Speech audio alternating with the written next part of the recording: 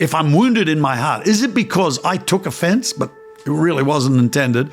Or did people really reach out and try to wound me? I mean, either way, can I help you find a pathway to freedom? One of the most incredible scriptures that I have found lately is Mark 6, verse 3, where the town of Nazareth, where Jesus was born, came out to see him. And it says, they all said, isn't this the carpenter, the son of Miriam, and the brother of Jacob and Joseph and Judah and Simon?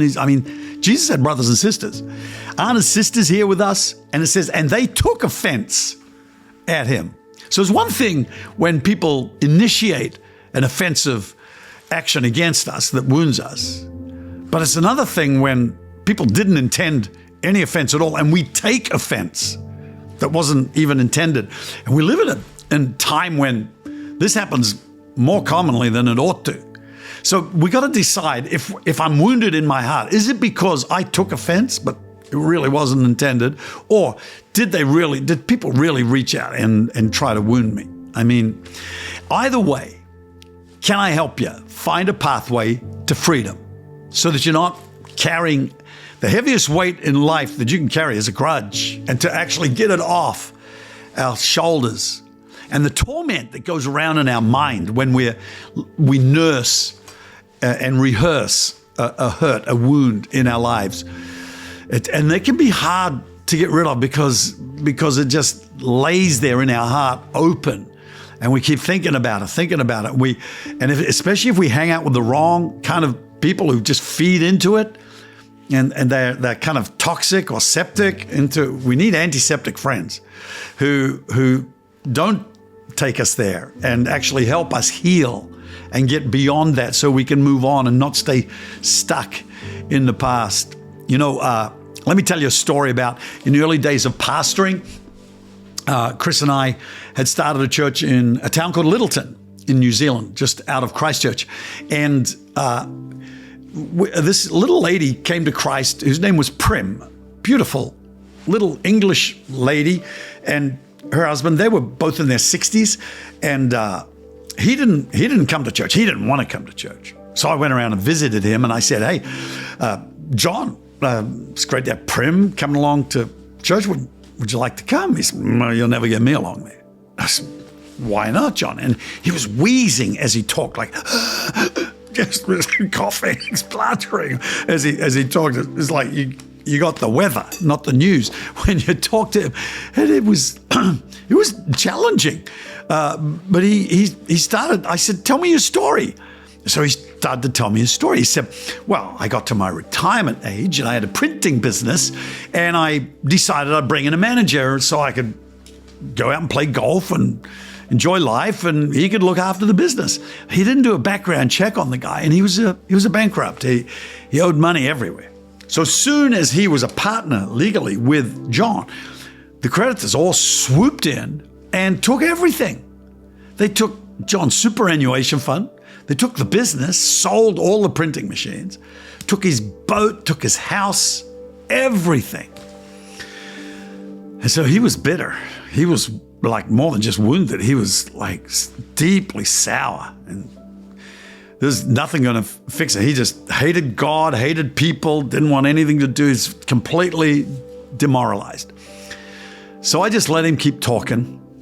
And days went by, and I would go back and visit him and just talk it through with him and say, "Hi, how you doing?" Not try and resurface the problems he was facing. He said to me, "Look, if there is a God, I just want him to kill that guy." That's what he told me. He said, "I've got a gun out in the front room. If that guy goes past, I'm just going to shoot him." And he said, "If there is a God, my only prayer is that this guy would walk in front of me while I'm driving so I can run him down." That was where his bitterness had morphed into just murderous thoughts. I mean, that's where some people live. I'm thinking, it's serious. There are outcomes that are serious. There are consequences to harboring an unforgiveness, an offense. So eventually I managed to get him to pray a prayer. I said, "Hey, John, why don't you just at least pray a prayer to ask Jesus to help you get willing even to be open. He said, oh, yeah, all right. And he's grumbling and wheezing and coughing. He also smoked, like chain smoking. And so he prayed. He said, all right, Jesus. And, as much as he could, and I led him and helped him and prayed for him. Well, the next day, I rang him up in the morning. I said, hey, John, how are you after that prayer today? And he was talking on the phone. He said, well, actually, I'm feeling pretty good. I said, John, you're not wheezing. You're not coughing. He said, I know. I said, that's a miracle, John. That's incredible. He said, yeah, it is a miracle. But he said, you know what? That's not the big miracle. I said, what's the big miracle? He said, well, every night when I would go to bed and go to sleep, before I went to sleep, I would reach in to my heart and I had like a cage in there with that guy in the cage. And I'd take it out, I'd open the door, and I'd pull him out and I'd just pretend to stab him in my mind until I was satisfied. And then I'd close the cage, put him back in there and go to sleep. He said, but last night, I took that cage out, I opened the door, I took that man out, and I said, I forgive you. And I let him go. And I'm free. He said, I'm free. I can't believe how free I feel. I'm not tormented, but I'm literally free. That was how John got healed of his offense. When he found Jesus give him the ability and the power to forgive, just like Christ did on the cross. All the people who had betrayed him, all the people who had left him, all the people who were whipping him and putting a spear in his side and nailing him to a cross. He said, forgive them, Father. They don't know what they do. He forgave. It can be very challenging, but it's the key to freedom. I'm praying for you right now that whatever's happened in your life, wherever you've been wounded, that you'd be healed.